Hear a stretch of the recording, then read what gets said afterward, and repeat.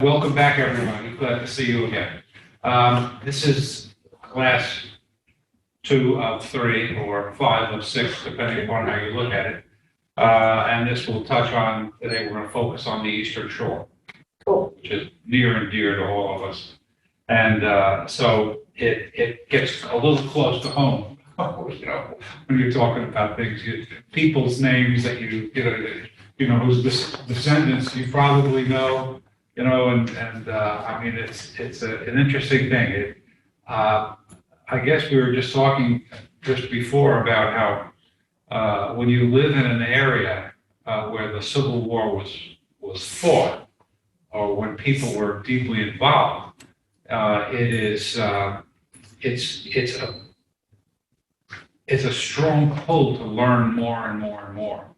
And when I lived in Atlanta for 10 years, had the opportunity to travel all over the South, you just live it. You live it every day, I lived in Cobb County and would drive down into work, down by where Georgia Tech is. I would drive down Northside Drive, and you would be passing all these signs and markers where I crossed the Chattahoochee in the morning. It's where, the signs all tell you this is where the army of the Cumberland crossed and the army of this cross. I mean, this is where they were encamped. Atlanta has done a fabulous job of really educating not only the natives, but the people who, transition there and live there for 10 years at a time, like I did. But it was a fabulous thing. And this place, doesn't teach the story as well, I think. And I think that's a big problem with people with different views of the war. Why it hasn't come together, why there's no official kind of position taken by the government, the county government, about what really happened. And that's something that I feel is really important, that I'm going to continue to work to try to accomplish. It's one thing to take the statue down, but that's empty, because what we really need more than anything is the real story to be accepted by people and compromised, essentially, so that everybody can get together and say, okay, well, this is probably mostly clear on what happened. And so, but that's important, and we'll get to all of that today. I just wanted to add a couple of things that I didn't dot enough I's or cross enough T's last week on some of the names and on the prison situation. It was pointed out to me, properly so, that I missed 2 of the Winder brothers who fought for the Confederacy during the war. John Winder they were from Somerset County, and he was appointed in 1862 the provost marshal of Richmond. Later on in the war, he was provost marshal for all of the Confederate prisons, including Andersonville. And he died of a heart attack, actually, in February of 1865. And I learned that the only man who was actually executed as a war criminal during the Civil War, after the Civil War, was Henry Wirtz, who was the commandant of Andersonville prison. But John Winder, I've read where he was, held accountable, held responsible. He wasn't, his heart attack made him accountable. He was going to be held accountable probably for what happened with him, although it really wasn't his fault. I mean, he didn't create the policy of not exchanging African American prisoners, back with the North. That was a decision of the Confederate administration and General Lee, but he basically had to make do. And of course, there was hunger throughout the Confederate armies. There was, terrible supply problems that they had. But, they insisted on maintaining those men at Andersonville. And I have some statistics. Let me just also mention Charles Weiner. Charles Weiner was the brother, and these guys were related to Franklin Buchanan and the Lloyd family. They were leading families of this area. And he was a brigadier general, Charles Weiner, in Jackson's Corps, but he was killed in 1862 at the Battle of Cedar Mountain. So those are two guys that I forgot to add into the, but they were from, important families, from the Eastern Shore. And they were leaders of the Confederate service, which we were talking about last week. So thank you for your patience. The other thing was, I got some statistics on the prisons, and Civil War prisons were horrendous, north and south.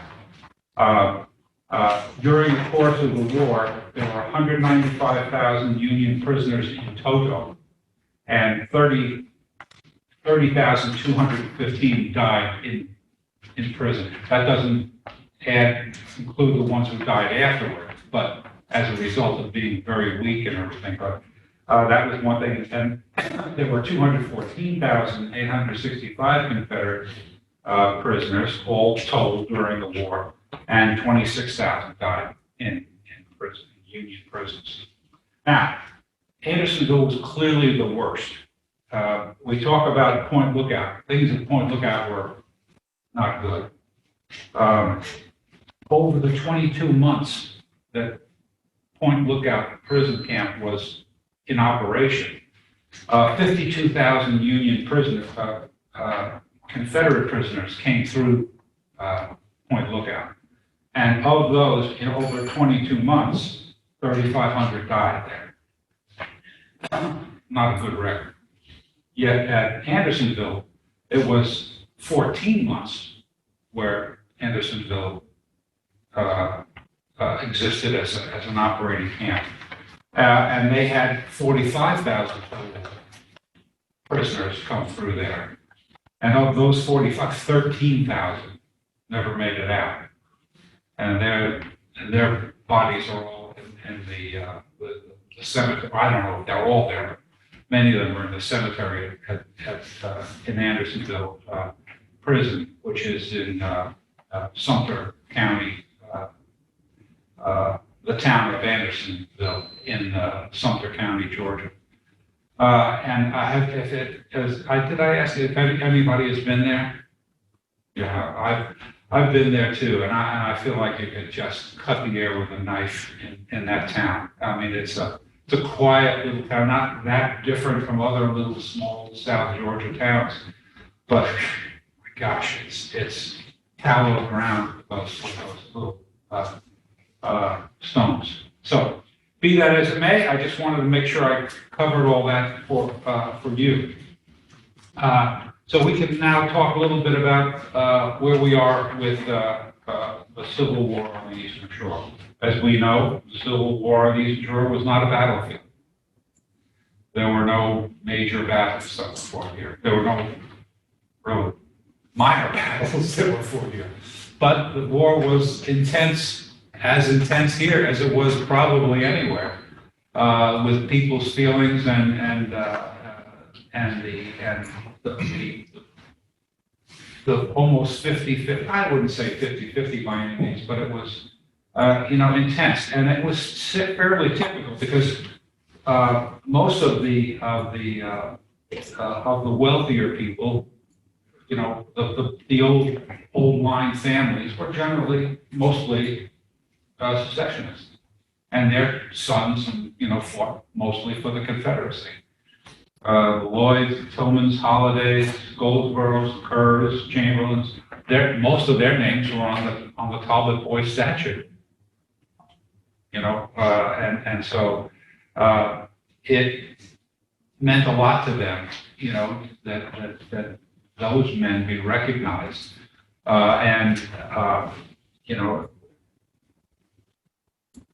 it was a pretty clear, consistent reflection of how the planter class dominated things. I think we read, I brought this if you don't have this Talbot County history book, there are numerous histories of Talbot County, of the Civil War, and several that go right from the very beginning, the 1600s, all the way through. And this one goes up, it was written in 85 or so. But Dixon Preston was a journalist, but he wrote like a journalist would write. And I have friends who see the Civil War differently than I do, who feel that since this book wasn't, it doesn't have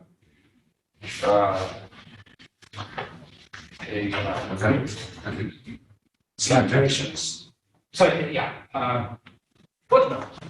It's not footnoted that they, reject some of what is pointed out in the book. Of course, they also quote what they like about what he wrote about, what the Unionists did here. But the point is that is it. I have that book. I marked it up. I could almost quote some of it, from month to month. But it's a really good book. I would get other book too. Scharf was a former Confederate himself who wrote that history. There are several other books, and if you haven't been to the Unicorn bookstore on Route 50, they have a lot of that stuff, and they always have copies of that, plus numerous of the other ones too. So if you want to read a little bit further on it, it's a trove, it's a treasure, that bookstore. Also, the two bookstores now in Easton, the one on the Main Street, right across from the courthouse, they have a really, I love their history. My wife has to drag me out of there because I can just look at those books, and he has more and more that he keeps getting in. So that's a really good store. The other bookstore is fine too, but it doesn't focus the way this other store does. In any event, the state militias were kind of a reflection of the legislature, because the state militias were generally led by some of the well-known, wealthier, most influential leaders of the communities. And in the state of Maryland, as in the other former Confederate states, they were the planter class. And the planter class was tremendously influential.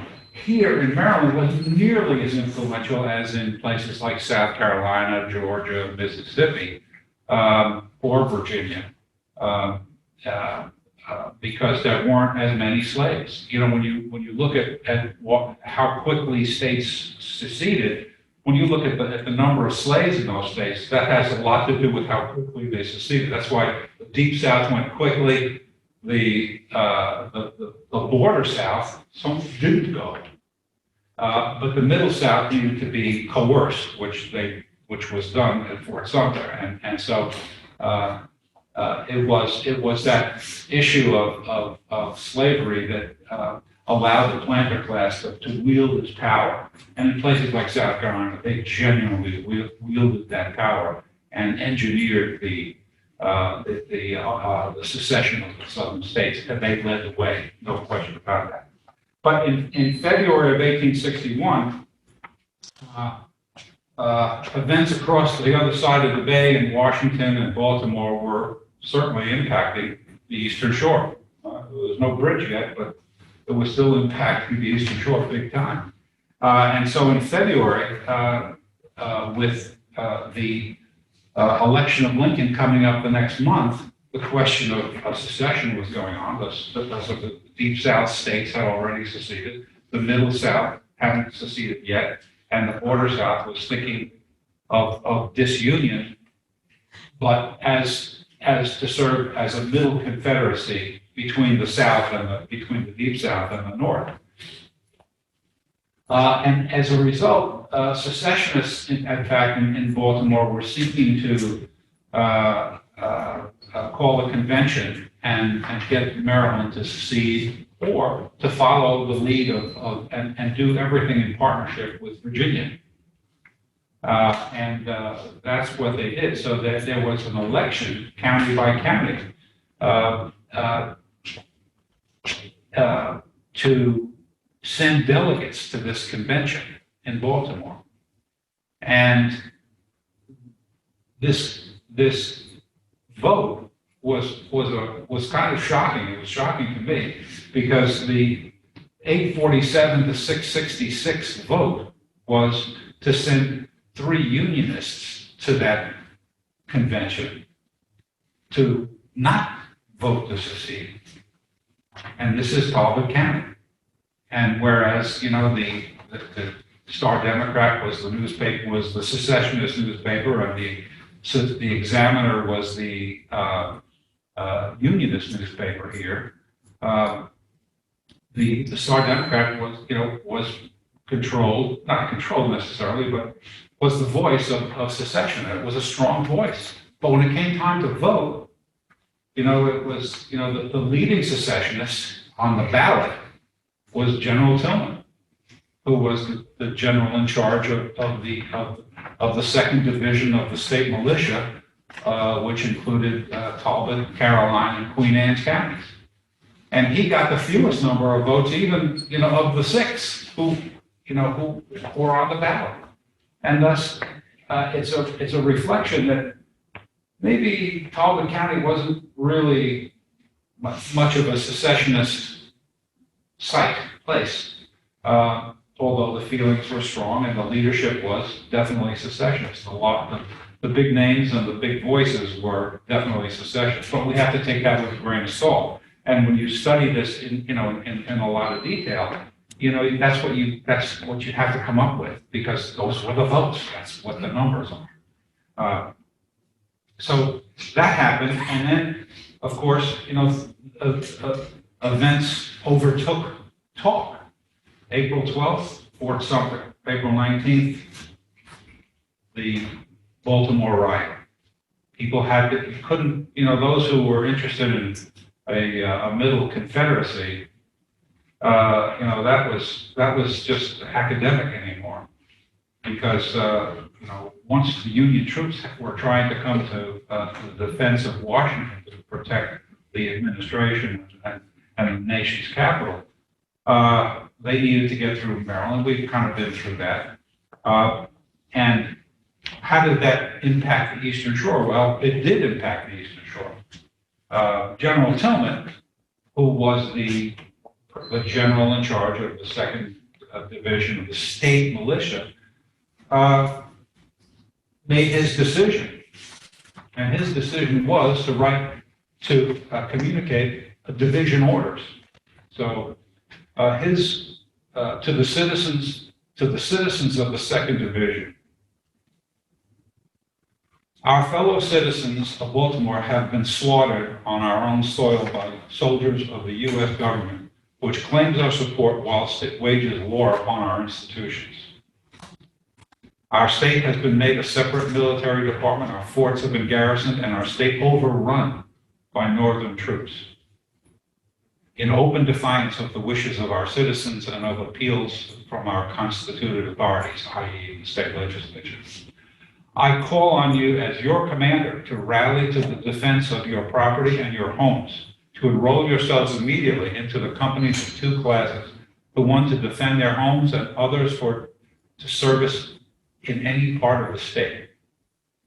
I hereby command all the officers of the division to use the utmost efforts to effect these objects and to hold themselves in constant readiness to sustain the civil authorities and to protect its defenseless inhabitants.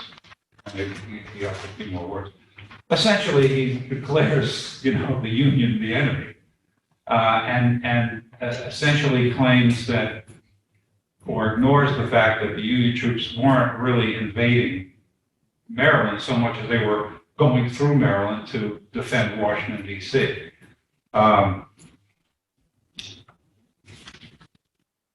At the time he wrote this, the forts were, I mean, that was in April 24th or 25th. That was at a time before Baltimore was occupied by General Butler. It was at a time where they were just trying to get to the first troops into Washington, D.C. And I think he knew that. I think he knew that the troops were just trying to do, they weren't trying to overrun, or they weren't taking people's houses over, they were just trying to get through. The other thing, of course, was I think he also knew that, that it was not the Union troops who attacked Baltimoreans. They were just defending themselves from the riotous group that was attacking them. And I think most people knew that, but I think that as a strong secessionist, he was in a position where he could really impact, and he did. And I think that gives, it has given people, the image that Talbot County and the Eastern Shore was a secessionist stronghold. And so that's what happened. That was the order that he gave. And to one extent or other, we don't really know when some of those 82 young men left for the Confederacy to join the Army. The 82 from Talbot County, whose names were on the Talbot boys statute. Some of them must have gone pretty quickly. There's a lot of debate. Nobody really knows that I know of. Nobody has been able to determine that. What we do know was that in June, the first Union companies came to Talbot County because there were a number of stands of weapons that were being held at the armory in Easton. And they, the authorities, now here's the thing that I think that I can't really put my finger precisely on how it happened, but I think in Talbot County, as throughout the whole state of Maryland, there were enough Unionists to get the word and create and to share their concerns with Union military authorities to let them know where the potential problems were. I mean, the day after General Butler occupied Baltimore, he immediately found the 5,000 muskets that the Jefferson Davis administration sent to Baltimore to arm the citizens of Baltimore to protect it from the Union troops who were coming through. How did he possibly know not only that those weapons were there, but where they were? Oh, because the Unions also knew, and they told them. There's no other way that could have happened. So, and that portion of the story is completely erased. I mean, I have never really heard that. I don't know all those things to be factual, but I can't imagine how the Union troops knew all that stuff so quickly. They had to have heard it. And the Unionists in Baltimore, Frederick, Easton, Talbot County, they had to be in communication. I mean, a lot, we hear about the protests of the citizens against the Union troops. Yes, but you never hear of the support that they had from the Unionists in town or in the counties or in the cities, and there were plenty. So that is sort of how things went. There were some serious moments with the relations between the citizens of the Eastern Shore and the Union military. Certainly the worst by far was the assault on Judge Carmichael in 1862. Judge Carmichael had been, he was a secessionist. He was one of the families of the Eastern Shore, and he was the U.S. Circuit Court judge, for Talbot, Queen Anne's, and I think Caroline as well. And he was a hardcore secessionist, and he was giving the Union people a hard time of finding all of these people who were accused of treason or whatever finding them not guilty, just letting them go. And then he started accusing the Union officers who brought the charges, accusing them of being guilty of, malicious, false accusations and things like that. So that he was causing a problem. But then what happened was in April 1862, the state legislature passed the Treason Act. Very important.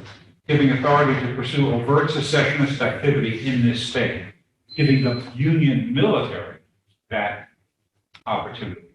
Now, they were also giving the Unionist civilians that same opportunity to identify people that they thought were aiding and abetting the enemy, which they probably were.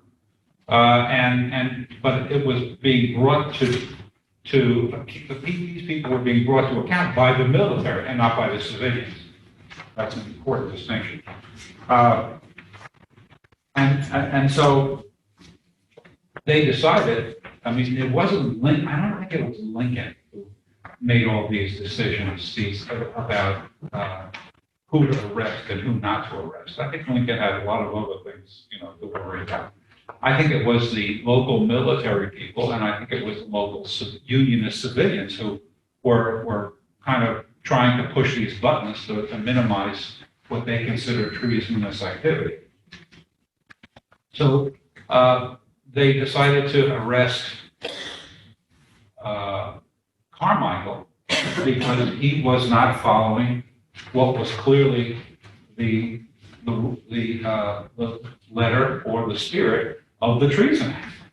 That's why this arrest occurred.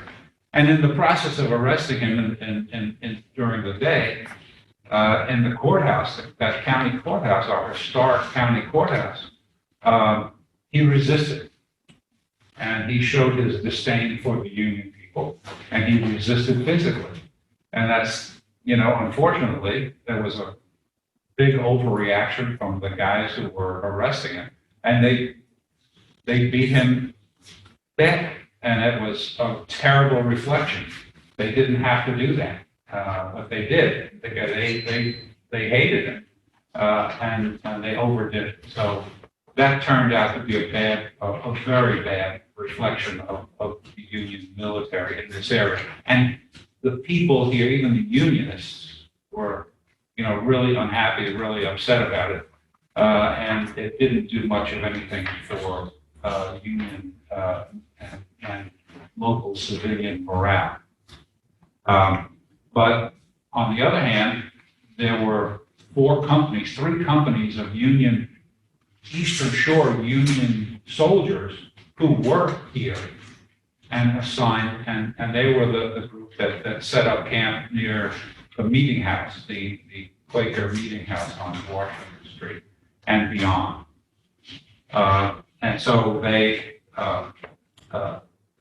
were a presence. They became a presence. Why? Because the militia, you see, when they first came, in June of 1861, this was before the issue with Carmichael, they came to Talbot County and Easton to pick up those muskets that were being used, and they did so only because of General Tillman's order. They had to feel that all those muskets were going to be used against Union forces wherever they were, and so General Dix, who was in charge of Maryland at the time, sent those troops over, and they went right to the armory where they knew those weapons were, and they collected them. This did not happen in any of the other counties on the Eastern Shore. It happened here because part of researching for this class is the amazing feeling that there's very little else that happened so drastically on the Eastern Shore. as in Talbot. Talbot was definitely the hotbed of secessionism on the Eastern Shore. There were certainly secessionists, and they certainly fought for the Confederacy elsewhere, but it was organized here. And that was partially because of General Tillman and the leaders of the secession movement and the influence of the Eastern Star Democrat. Those things together really focused on Easton as a hotbed. There was a naval unit based in Cambridge, but that was there to help police the transmission of food supplies and everything to the Confederacy across the bay. And there was traffic smuggling of all kinds of materials. And that's why they had a base in Cambridge. But that was not as intense as the feelings, the emotion, the passion of secessionism in Talbot County. Now, when you look at the actual numbers, I can tell you, we know 82 Confederates were fought. There has been some detailed research that about 400 white Unionists fought for the Union Army or joined the Union, whether they were in regiments that fought all over the South or regiments that were home guard regiments. That's approximately the number. Sometimes there could be a little duplication. I spoke to the lady who did a lot of this research, and she couldn't be 100% exact, but she's pretty sure that that's about the number. And Dr. Clara Small of Salisbury University, and also taught for many years at Maryland Eastern Shore University, did the research on the U.S. colored troops at 673. That is probably a very, close number to the actual numbers. The only other numbers I could find were in Kent County. Kent County was the easiest because if you've been to Chestertown, they have a not on the county courthouse ground, but on the main drag there, they have a memorial to the Civil War memorial. And it's a big, it's like a big enlarged gravestone. On one side is the Union names, and on the other side is the Confederate names. That was really well done, and I think that if they had done that in Talbot County, that statue would still be there, and nobody would be, howling about it. Of course, there were no black soldiers on that named on that statue in Kent County, Chestertown. But years later, they put up a separate statue that recognized the 400 or so U.S. colored troops. The way they did it was they didn't put the names of the colored troops; they put the names of the white officers on that statue. But at least they recognized that. Okay? And so those were the actual numbers, and I believe that the county by county, those proportional numbers are about consistent. There may be one or another, but there was no special passion Confederate for secessionism or in any of the Eastern Shore County.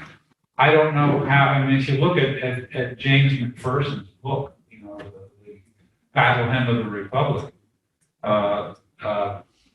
he'd say he just he gives the Eastern Shore of Maryland a sentence.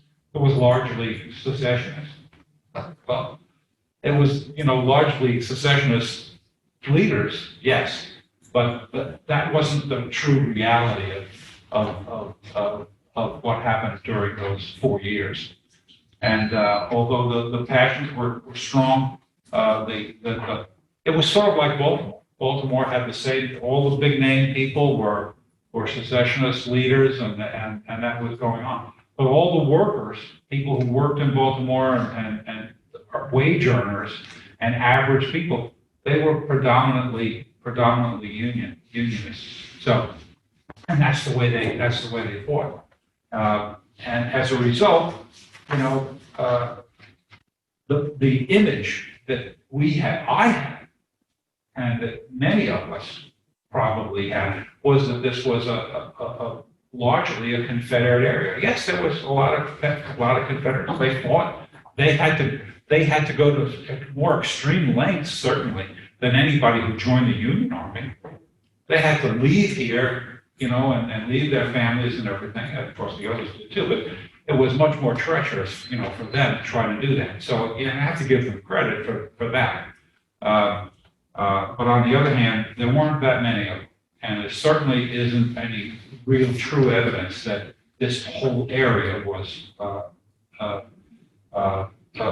Confederate or secessionist stronghold. But maybe they were secessionists, but when it came to actually endangering Maryland by joining the Confederacy and endangering the edifice of Baltimore and the property of the, you know, landowners, they, I think, wisely chose, not happily and not joyously, to support the Union and protect the state. That's in effect what they were doing. So let's give everybody credit for following their soul and their heart, but let's also give credit to the logic of the true leaders of the state for swallowing the pill, but supporting the Union. I mean, how bad can it get? I think that a lot of the descendants of those Confederate soldiers are probably pretty happy with the rights and privileges they have as U.S. citizens that were fought for by the Unionists and by the U.S. colored troops. I just wanted to touch base on that. I just want to go over the dates, the chronology of that. June of 1861, the first Union troops arrived. The three companies established at the Meeting House in August. In April of 1862, the Treason Act. April also of 1862, important, the U.S. Congress declares abolishes slavery in Washington, D.C. We talked about that, I think, the first week or two, when the state enslaved, you know, at least closer to D.C., just walked away from the plantations and started taking jobs in the Union Army camps in Washington, D.C. In 1861, September, General Tillman was arrested, but soon released. The muskets that he brought over, the old War of 1812 muskets that he brought over from the Military Academy of Oxford, and that he hid on his property. Of course, how could the Union troops know that they were there? Well, Unionists, I'm sure, told them. So they came and took the weapons, and even though they were probably smooth bore and not very useful for Civil War armies, they took them and he was arrested. And then he was officially released because he was willing to take the oath of allegiance. And he did honorably follow that oath of allegiance and made no more professions of secessionism or support of the Confederacy that we know of. Yes. Was he old at that time? Middle aged? Do we know? He was not a youngster. I mean, he was probably in his 50s, maybe 60s. But he was still, he was living. And of course, Governor Hicks, when he took his, removed him from command of the militia, relented, the legislature gave him back the title of general of the militia, but they didn't give him direct command of the militia anymore. So, and I think that they did that because of his name. He was one of, his grandfather was a Revolutionary War hero. And they treated people like that with respect, whether they were secessionists or unionists. They certainly didn't take it out on them after the war. Augustus Bradford becomes governor of Maryland in November 1861. He beat Benjamin Howard, who was an avowed, and from the Howard family, which was very secessionist. Keyes and Howards were like this. And he, in Talbot County, Howard won that election by one vote. And by and large, it was still a sort of a landslide for Bradford, because it was Talbot and three other counties that voted actually for Howard, and they were St. Mary's, Charles, and Calvert down in the deep south side of the Western Shore. So, in that sense, Talbot showed that it was not a particularly strong union. I don't know what all the details were of what that was, but it was very close here.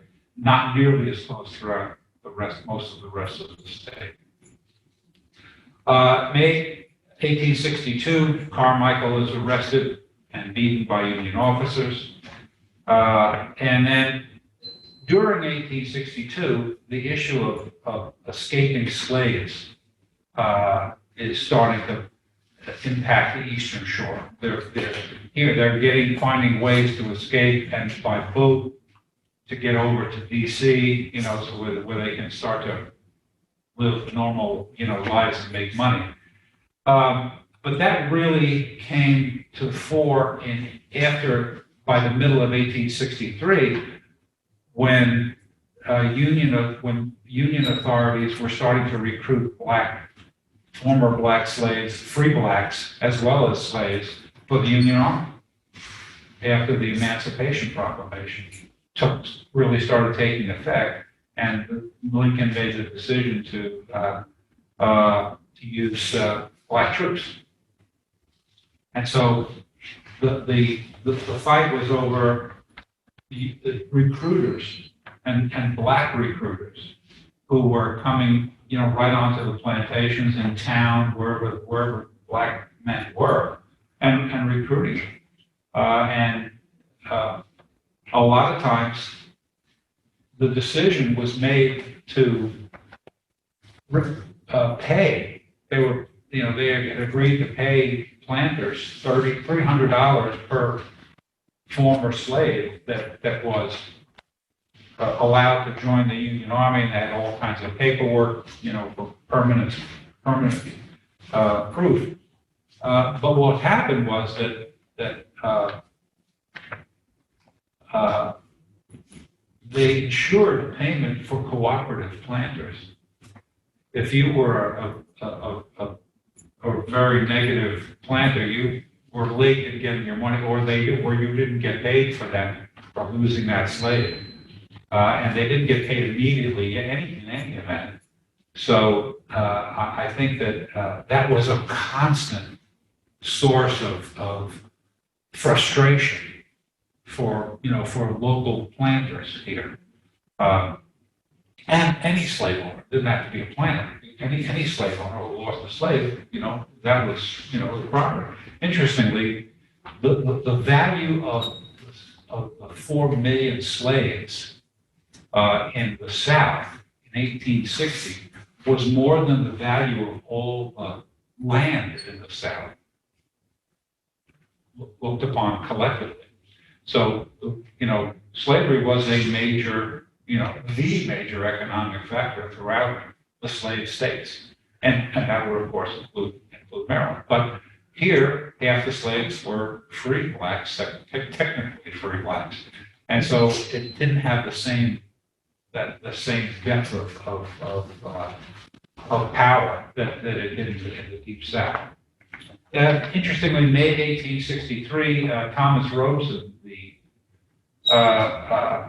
editor of the Eastern Star Democrat, was arrested for some of his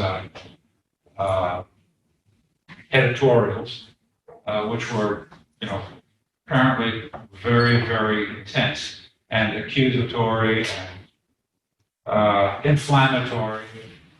And what they did with him, and he had been arrested before, and they let him go, but they made him, agree not to accuse individuals of any crimes like he did before the Carmichael arrest.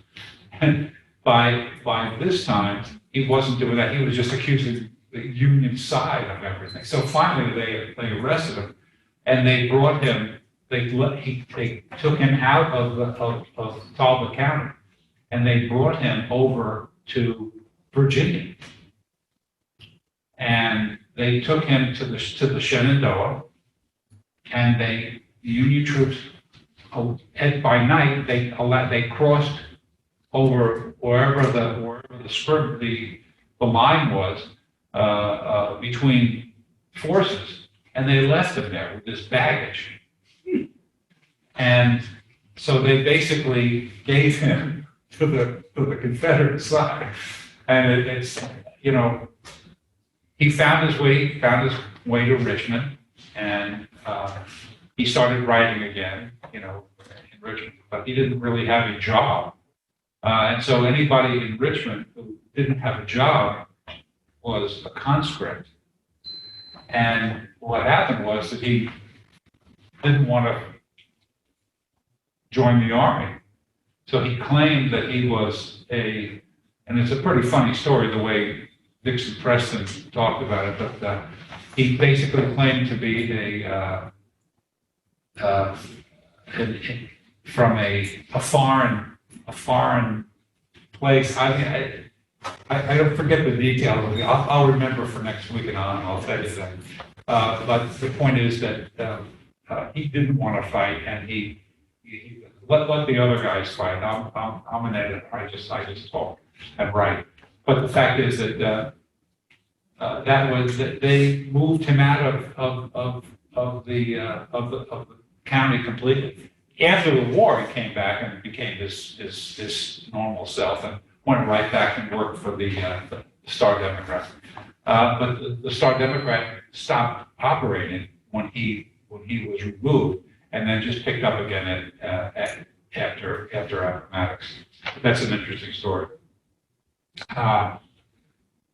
In November 1864, the Maryland abolished slavery by 375 votes statewide, and it was only the voting of the Union soldiers from Maryland that pushed it over to 375. And that's not much of a resounding victory by any means. And of course, Jim Crow took right over after the war. But the fact is that that's the date that officially slavery ended in the state of Maryland. And of course, April 1865, the surrenders. And here's an interesting thing. And I think that when you talk about how battlegrounds, how places like much of the state of Virginia was just laid bare and barren by the armies crossing back and forth over, and how we talked earlier in this course about how western part of this state was ravaged by the armies going back and forth, and taking, the food and the livestock and everything like that. At the end of the war, it's noted that the bank deposits at least in the Eastern National Bank, which I think was the biggest bank in the county during the war, Eastern bank deposits quadrupled during the course of the Civil War, which meant that some people were profiting seriously from all these government contracts. We talked about the government contracts that, in Baltimore and the big cities in the north, and where anybody could make anything, and if the Union Army needed it, they would buy it and pay, dearly for it. Well, that happened here too. And the article that I read doesn't really say who exactly were the people who profited most. But there was substantial profit being made here during the war. And I have to think that some of those profits were probably made by secessionists whose sons and nephews and everything were fighting for the Confederacy. So to that extent, there were, some of them were getting their money back, for the slaves that were taken. But others were making substantial money from government contracts as well. So those are things that you don't really read about very much unless you really delve and dig deep. So those are crucial, the crucial facts about what happened here. I think that, it's not, nothing is crystal clear, cut in stone. You're always having to make value judgments and try to have as wide a view as you possibly can in order to come up with a reasonable reasonable assumptions to give you a clear view of what actually happened, the actual history. One of the most interesting things that I have come across in my readings that I when I just pick up a book here or there was the work, the memoir of a nurse. I'm not sure I mentioned this before, but in the Confederacy, the biggest hospital in the Confederacy was in Richmond. It was called Chimborazo Hospital. Have you heard of that? Yeah, I guess you did. But Chimborazo Hospital was probably, from what I understand, and in all my readings, the most effective hospital on either side, during the Civil War. And it was run by a number of nurse administrators and nurses who somehow saved many lives and were fairly well recognized for it during and after the war. Well, Phoebe Yates Pember was one of those administrators, and she wrote a memoir. She was a woman from Charleston, South Carolina, a well-to-do person who somehow got past the issue of women, nurses, and worked her way up, moved to Richmond to support the Confederate effort. And it shocked me, to be honest, and I saw in her memoir references to Maryland and Maryland soldiers. And she reports in some interesting detail about how the administrators, the male administrators of the hospital, gave her a hard time for taking care of Maryland soldiers. And she wrote about how and why they had this feeling toward Maryland soldiers. And I had never seen any reference at all, ever, by any Marylanders to any sort of issues with their peers. But here's what I'm going to read because I can't really interpret. I'll just read it. There had been, from the breaking out of the war, much petty criticism, privately and publicly expressed, concerning the conduct and position of the Marylanders who had thrown their fortunes in the Confederate scale, and a great deal of ill feeling injected. Sister states have never been amicable, but it was not until my vocation drew my attention to the fact that I became aware of this existing antagonism. The Virginians complained that the Marylanders had come south to install themselves in the comfortable clerkships and to take possession of the lazy places while those filling them had defended their position on the ground that efficient men were required in the departments as well as the field, and that their superior capacity as clerks was recognized and rewarded without any desire on their part to shun field duty. They were unfortunate as they labored under the disadvantage of harboring as reputed fellow citizens every gambler, speculator, or vagabond who, anxious to escape military duty, managed to procure in some way exemption paper proving him a native of the so-called considered neutral state.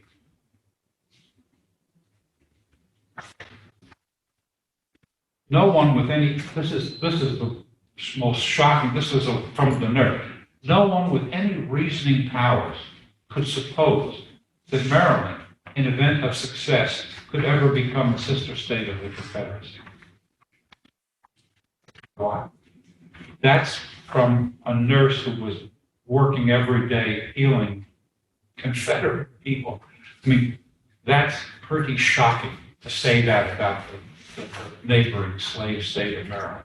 But it's not too dissimilar to what Alexander Stephens wrote in, or said or didn't say, in his Cornerstone speech in 1861, where he did not include Maryland as a state that should be naturally part of the Confederacy. So there's probably more of that feeling toward Maryland by Southerners than I was ever aware of, but I'm aware of it now. Then the majority of them were, talking about the Marylanders, then the majority of them were very young men who, well-born, well-made, well-nurtured, and wealthy, accustomed to all the luxuries of life, served then and even to the end as privates when less deserving men who had commenced their careers in the ranks had made interest and risen as much through political favors as personal bravery. She defended the Marylanders. She found ways to make sure that she took care of any wounded Marylander or ill Marylander. See, the hospital didn't all have wounded soldiers. It was sick people. Remember, half the people who died were not wounded. They were sick. They had diseases. And so the difference is that that probably they felt that there were too many Marylanders who were just sick and not wounded, like from the other states, the other Confederate states who were serving in the Army of Northern Virginia. But she said, luxuries received from other states, and this is where she's defending it, luxuries received from other states for their soldiers, which through trifling in themselves were so gratifying to their recipients, could not come to them, i.e. the Marylanders. The furlough, that El Dorado to the sick soldier, was the gold which could not be grasped by Marylanders, for there was no home that could be reached. They couldn't get back to Maryland easily, very easily. If they couldn't go south, they would have to go north. Otherwise, they would be captured. The fact that there had been an unusual amount of intelligence and independence among these men, Marylanders, made them more difficult to manage, as they were less submissive to orders. They were aware of how much they were entitled to in food, surgical and medical attendance, and general comfort, and they were not afraid to speak loudly and openly of neglect toward them or of the incapacity of their rulers, i.e. Jefferson Davis and the administrators there. So that's not a trifling statement to be made. But I have to say, I've never seen that sort of attitude from any Marylanders, soldiers, or Maryland Confederates or secessionists of any kind, at any time, not a peep. And so it seems to me that it's something that was there. And I think that over time, and I suppose that they might have felt that way about Kentuckians and Missourians and West Virginians, but I didn't see it at least in Pember's work. It was just Marylanders, because they were next door neighbors, essentially, to Virginia. But it was there, and it was probably, fairly widespread. If enough of those administrators would want to not allow any beds, for Maryland soldiers, that's shocking to me. So, but it was there, and it was part and parcel of what we never really get to see. It's not part of the mythology that we learn, in school or in talks. But it was important, I think, for the Marylanders. Now, I don't know. We did certainly. I didn't see. I haven't read certainly a lot of what Confederate veterans from Maryland who wrote books and articles. I'm sure, and I certainly haven't read all of them by any stretch of the imagination. But I've never seen a word about that. So I thought that would be something that I would want to share with you all, because it was shocking to me. Questions? Yes. First of all, I'm confused. I thought that the Eastern Star was a unionist newspaper. No, the Examiner was the unionist newspaper. Oh, the Star Democrat. Yes. Oh, okay. Right. Second question. When Jackson won the battle of Manassas, why didn't he take Washington right then? That was horrible. it wasn't. Yeah, it wasn't really just. I mean, Jackson. Yeah, He wasn't in charge. well, I thought he was. No, that's horrible.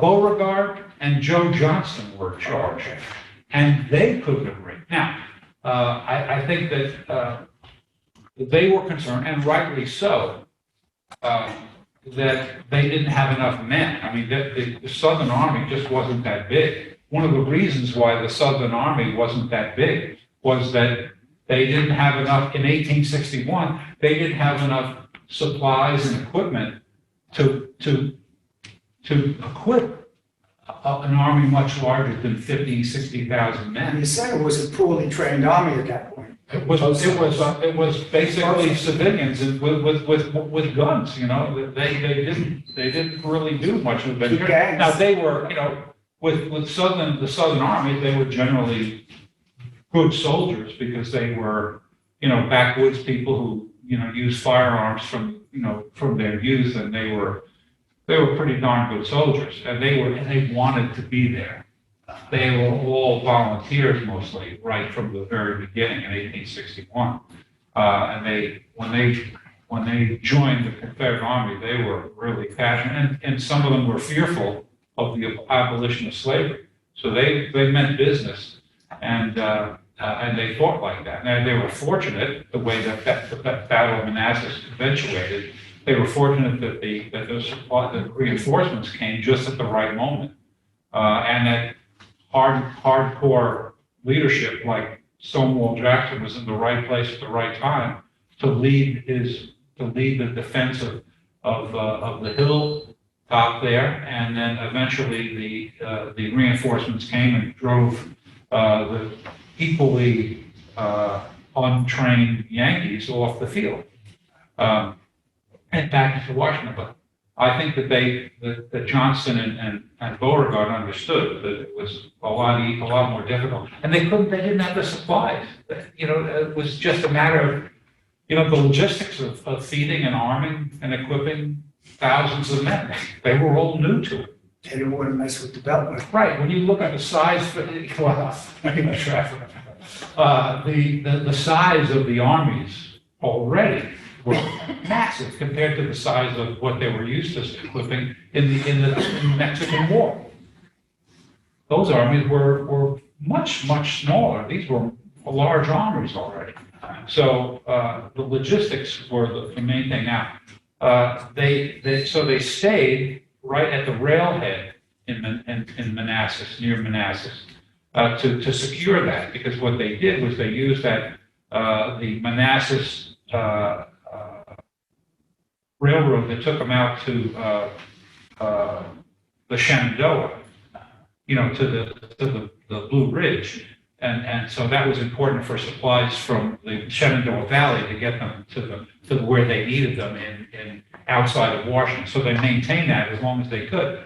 And that, the next year, Lee found himself in that same position where the Army, the Confederate Army was in 1861, and they, in 1861, they felt like there was enough growing Union power to where they couldn't stay there. And rather than try and attack Washington, which was becoming more difficult by the month because more and more forts were being built by the Union side to protect DC. So they had to move back, and they moved back to the Rappahannock line, i.e. Fredericksburg area, and points west, where many of the battles in 1863 and 1864 started. All through late 1862 with Fredericksburg, that was right on the Rappahannock. When Grant started his overland campaign in 1864, that started right out, on the Rappahannock line. It was not the Rappahannock, it was one of the other, but they were all part of the same group. Was it Rapidan? Rapidan River, yes, thank you. And so, they were all in that general area. But Lee decided that in 1862, that even though he knew he didn't have the supplies or quite the manpower. That's our second battle of Manassas. Second battle of Manassas was August, 1862, and so Lee found himself there. So rather than just take a place where he could just have to wait until he was attacked, he decided to take the initiative, but not move back, but to just cross the Potomac and try to create, a big problem for Union forces, which he had been defeating with great regularity. Although what was going on at the same time, what we don't read about, was that the Confederate losses were pretty considerable as well, and he could afford less losses than the Union side, and that was the decision. And he made that aggressive decision because that was him. He was an aggressive man. So, but that's essentially why. It's amazing that the Confederate troops fought in the 7-day battles in June, marched to Manassas, fought a horrible second Manassas battle, crossed the Potomac, and then thirdly fought another major battle at Antietam, all in a period of June, July, August, 3.5 months. Can you imagine the soldiers and even the Union troops? They marched a lot too during that time. The interesting thing, and I think we even talked about this for the first or second time. I counted up the number of losses. Lee, and during the 7 Days campaign, that's when Lee took over. Joe Johnson was in charge of the Confederate Army. Lee was just the assistant, basically, to Jefferson Davis before that. But when Joe Johnson was wounded, Jefferson Davis quickly put Lee in charge, and Lee changed the name to the Army of Northern Virginia. And what happened was that he started attacking. The 7 Days battle was mostly all frontal assault by Confederate forces against entrenched Union positions. That's what they taught at West Point. Well, right, very Napoleonic. Yeah. But the point is that he lost 20,000 men, wounded, killed. Very few were captured in that battle. But the point is that shocked the Confederate authorities. They hadn't lost that many people so quickly, so intensely, and so having done that, he still sent Jackson north first, and then he sent Longstreet following, and that developed into the Battle of Second Manassas. I believe what Lee was thinking. Everything I've read, I think if you really want to know about General Lee, I read two books. Number one is the biography of Lee by Emory Thomas. That is a great book. The other thing is to read Lee's wartime papers. because you see, and he makes very little, you know, he writes it out to mostly to Jefferson Davis and to and to Jackson and Longstreet, but he really expresses himself beautifully. And interestingly, most of those letters and a lot of what was written by Charles Marshall, who was his basically his chief of staff, who wrote most of his military orders. And he was a Marylander from Bel Air, who was an attorney, literally in Baltimore during the Baltimore riots of April 1861. So there's a small little group there, and Marshall was a really brilliant guy. But you know, he had a big impact on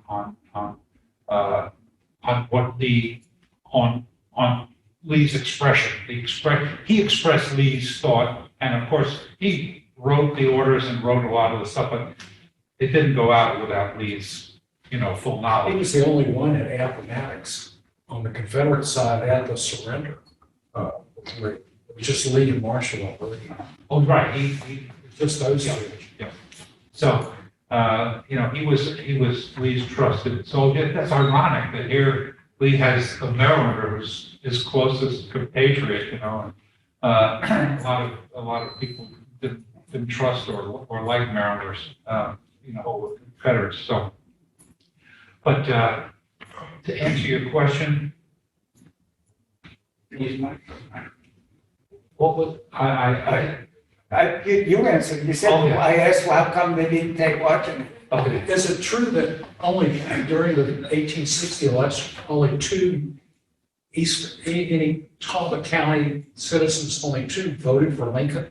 I And think those were the founders of Unionville, the two brothers? Yeah, well, I see there were numerous,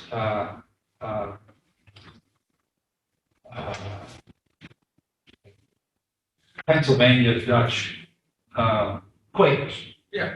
Who lived in Easton. I can't imagine that they voted, I would think that it would make sense if they voted for the Republic.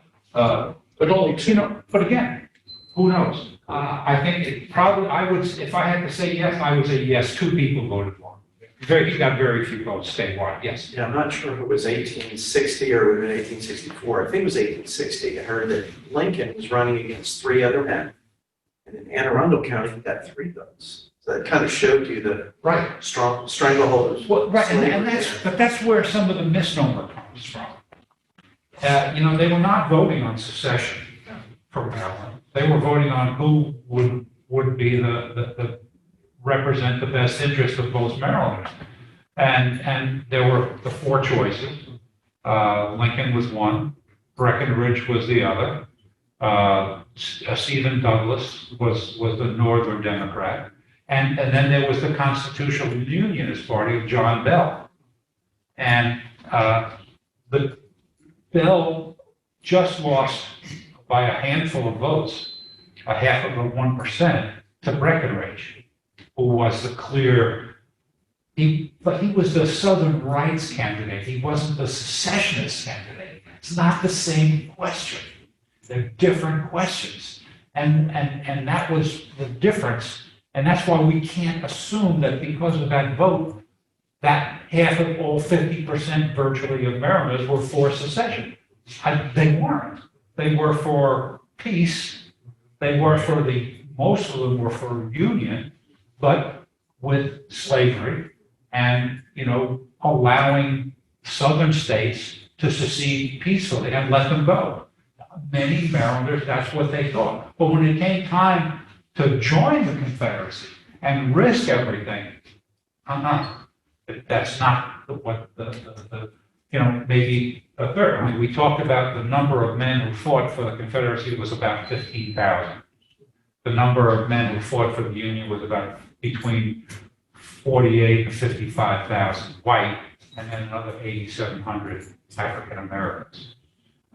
So that predominantly, I would suggest, if I had to guess what percentage of people, you know, were strictly secessionists or union, those those 15,000 were the secessionists. That was them.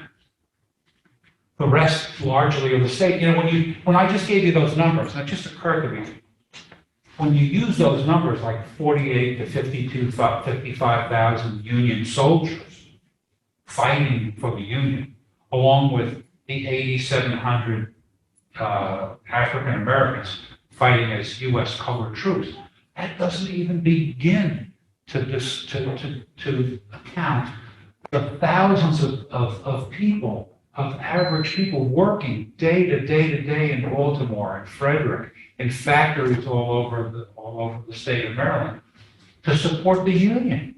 Lincoln didn't force them to go to work every day. They had jobs, they were working, they knew that they were supporting the Union side. During 1864, when Jubal Early came and threatened Baltimore, who was it but the local guard that went out and fought at Knox and fought very well for local guardsmen. But what also you don't really hear about much is all of the forts that were built around Baltimore to protect it from the invasion of Confederate. They built forts in different strategic places. Even in 1862, when Lee invaded, they were deeply concerned. I mean, part of what the Confederates were doing was blowing up infrastructure. They continually did everything they could to break up the B&O Railroad. The Chesapeake and Ohio Canal was interrupted on numerous occasions. So, the people of Baltimore weren't stupid. They knew which side they were on, and they worked, and they provided tremendous. I mean, I feel like the contributions of the city of Baltimore, those civilians, was required for the Union to be able to deliver the industrial capacity that we talked about, the trains, the locomotives, the rail, the bridging that they built and shipped and kept moving, because the Confederates were doing a hell of a good job destroying that stuff. But it was being rebuilt, and to some degree or other, the jokes that being a Georgian, for 10 years, I heard a lot about how, Sherman and his advance down from Chattanooga down into Atlanta when he took Atlanta, and it was on, this was stated on the Ken Burns series. One of the Southerners said, don't worry, there's no point, breaking up this tunnel, because Sherman brings tunnels with him. That is a reflection of the industrial support that the Union armies had, and it was probably, to one extent or other, Baltimore was an integral part of that industrial effort. Yes. You know who the first president of LSU was? Sherman. Sure. Yeah. Wow. Yeah. He liked him so much. After the war, he brought one of the cannons from Fort Sumter. It's on the campus. Yeah. Listen, no bones about it. Sherman was an intense racist white supremacist. No bones about it. Anti-Semite. And so was Grant. And Grant paid a price for his anti-Semitic comment. But the point is that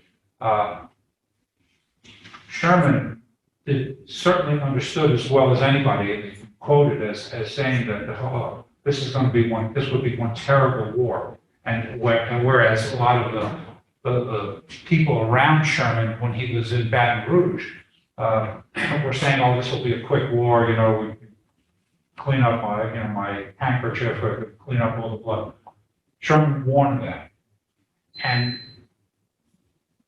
I believe that's why he was so intensely, I don't know if I can say he was vengeful, but he had no apology for destroying what he had destroyed to win that victory. And it was because of that haughtiness, I guess, that he experienced in Louisiana.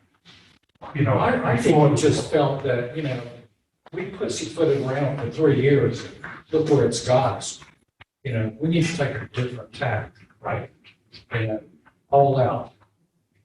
And during Grant's campaign to take Vicksburg, his plan was they went south across the Mississippi, south of Vicksburg, and then moved back up and won the Battle of Champions Hill. And got to Jackson, cut off Jackson, destroyed the railroad around there, and then moved west to take Vicksburg and besiege it.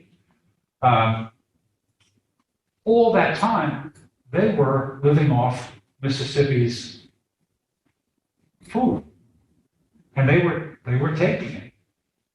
That's where they learned how to live off the land that Sherman, made more famous in the March to the Sea. One of the division generals for the Confederacy was either Tillman or Lloyd, and he was from Talbot County, Right. and maybe moved to Paducah, He Kentucky. was killed at Champions Hill. By a cannonball shot from the Chicago Mercantile Battery, where one of my ancestors was a lieutenant. So, and I'm distantly related to the Tillmans, so. One of the other, before they got to Atlanta, another Confederate general was killed by a cannon shot. And he was Bishop Polk, Leonidas Polk. Yeah. And I don't know what was on the cannon pole that they killed. Winder was killed by a cannonball. Who? Winder, the guy at Winder. at Cedar Mountain. Yeah, I mean, there are a lot of people that were killed, at the Gettysburg field by those things as well. Yes. This is a question about when the Maryland legislature was voting whether to stay with the Union or secede. I remember a college professor from many years ago saying that Lincoln had sent federal troops into Annapolis and said, go ahead and vote. Like, what's going to happen if you vote the wrong way? They'd all be arrested. Is there truth to that? Or from your knowledge, what's the thought? Well, at the time of the vote, you have to remember, that was April 20th, April 25th. I mean, you look at the timeline. April 19th was the riot. 2 days later, Hicks says, okay, finally, you can have your convention. And then it was the 27th of April, I believe, that they actually met, 26th, 27th, in Frederick. They met at Frederick because there were fewer Confederates. Remember, there were fewer Union people. I mean, it was a Unionist area generally. But Bradley Johnson and his Confederate militia, they were from the Frederick area. Again, that was the leadership was Confederate. The militia was likely to be Confederate. So, yes, there were, Burnside was in Annapolis when that was going on. But Burnside had one regiment of troops who were trying to build, reconstruct the railroad to Relay House so they could start to get troops to Lincoln, who was still totally besieged in the White House. So they weren't in any position to do any major damage. But, Hicks, I think, tried to be a little bit, neutral, because he had been fairly neutral. He wasn't a terribly strong Unionist by any means. He was an anti-Confederate because he understood what they were trying to use Maryland to do. But the fact is that he took it to Frederick, where everybody got there. They weren't besieged by any means by Union troops in Frederick. But finally, and it's still, we talked about this. It's confounded me to think that the secessionists were pressuring Hicks. They still hold it against his memory that he didn't call for a secession convention weeks and weeks before. But when they got there, they said, okay, well, we don't have the power to do this. I mean, I think that they probably did, but I also think that they probably were smart enough to know that they were going to destroy their state. And they were good enough to not do that. That's what disappoints me about the Confederate side. They were leading people, they were, super intelligent, they were the leaders. I mean, they were those political leaders and the military leaders of the state, but they didn't take it, they weren't, apparently worried about what would happen to their state if they did secede. And there would have been some strong, vengeful reaction by the Union states just north of them. There was no protection. That's been, they wrote about that in a lot of their correspondence. But they didn't take care enough to be concerned with it's their own relatives, their own property, their own families. So, to that extent that the Unionists did worry about that stuff, God bless, yes. Such as the notion of paying slave owners for the freedom of people. Was that a Baltimore phenomenon? No. Or was that all around? No, it was the Lincoln administration. I mean, we had the situation where we had, the Emancipation Proclamation happened, but it only impacted slaves who were in states that had seceded from the Union. Right. So here we are in Maryland, Kentucky, Missouri, where you have slave owners who are supporting the Union technically. And now he wanted to be able to use African-American troops. So it made sense that other than, beyond finding the free blacks to join, and the free blacks joined freely, but if to compensate slaves. Now, it was a good deal, and it made a lot of sense, and it probably came from the planters themselves who gave Lincoln the idea that if you paid me, you could have some of these slaves, because the point is, slavery was dying, and they knew it.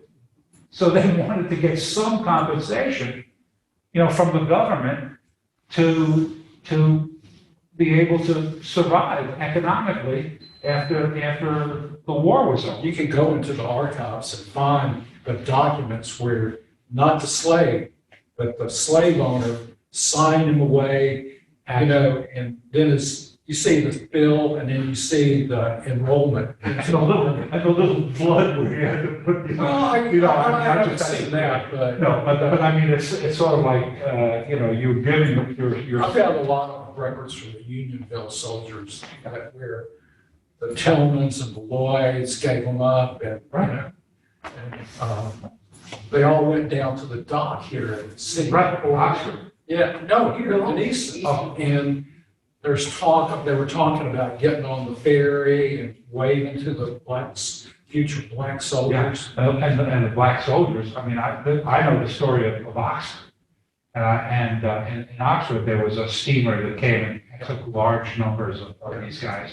And they were just singing the songs of Jubilee and freedom as they left. And, some of them were paid for, others weren't. And, that's just the way it was. But the point is that it was a deal. It was as good a deal as the slave owners could get, whether they were secessionists or unionists. And like I said, I think that the unionist slave owners who were cooperative, probably ensured them their payment a lot better, a lot easier and faster. That deal was only for the males. If you think about the females and the children, you're still hosed. Right, that's true. But after November 1864, it didn't matter anyway, the slavery. But it didn't matter for 100 years after that, because free blacks weren't really free in Maryland. It seems to me that $3,300 at that time was a fortune. $300. Oh, I thought it was $30. No, a couple of years before, the last slave, before the war, a male slave could get $3,000. Oh, you said the value of the slavery trade. went down tremendously. Oh, they were happy to get $300 in 1863. What I can't, I'm trying to visualize the immigrants that were unionists. They just got to this country. Why did they even take sides? They must have been bewildered. What the hell is going on here? A lot of them were religious, they were religious victims, or economically victims in Europe. And they came to this country, and this was about freedom. And they had no bones about having a completely free country. And that's why they didn't immigrate to the South. That was one of in the battle cry of freedom. McPherson indicates that a small percentage, maybe 5-10% of the European immigrants who came to this country between 1840 and 1860 immigrated to the North. No matter how bad it was, no matter how cold it was, no matter how great the weather was down there, they knew that was slavery, and they didn't want to be part of that for the most part. And so they took jobs, as immigrants, poor, a lot of them weren't necessarily educated, so they took jobs in these cities like New York, Manhattan, and it was terrible living, and the Irish did it in the 1840s, 1850s, and it was terrible for them, and the first generation suffered miserably. But the children in those cities were able to get a free public education. And, they're still doing that in New York and other big cities, where now the situations aren't so bad, and the immigrants aren't white anymore. But those first generations suffered terribly. They worked terribly hard, but their children go to public school and get their diplomas. And back in the 1830s and 1840s, it was those second generations and third generations of those German and Irish immigrants who were populating the Midwest. They're the ones who built Chicago, Ohio, Iowa, Michigan. And those communities, some of those European communities still exist. I know in Minnesota, there's large numbers of Swedes and Norwegians and others. I mean, there was a huge number of, what's that, that's that area of Detroit that George Bush went to speak to, Hamtramck, Michigan, with all the Polish immigrants. I mean, Iowa, was largely ethnic as they were moving out there. So, and they stayed at Cincinnati. I knew German guys from Cincinnati who knew that their ancestors came to that city, and they saw the hills that overlooked the Ohio River there, and they saw the Rhine. They saw Europe, and they loved Cincinnati, and they populated Cincinnati. Look at St. Louis. St. Louis, with the German population there, they saved unionism in Missouri because they were freemen, and Franz Siegel and a couple of other German leaders, political leaders, saved the day, and Lincoln rewarded them with, Franz Siegel was a general. He had no business being a general, but he helped save the Union for Missouri. And it was those ethnic groups that had come out from the East over a couple of generations who were committed to freedom, essentially. And even though it was slave states, they wouldn't support that when it came to, the future of the country. So, it's a great story. It's a really great story. It's complex. And I have my views and I share my views, but I think I try to be fairly reasonable with my perspective, showing respect for the people. But anything else? We have 1 week left. Next week, we're trying to pull it all together. Thank you again for being here. Thank you, Rick, and those of you who are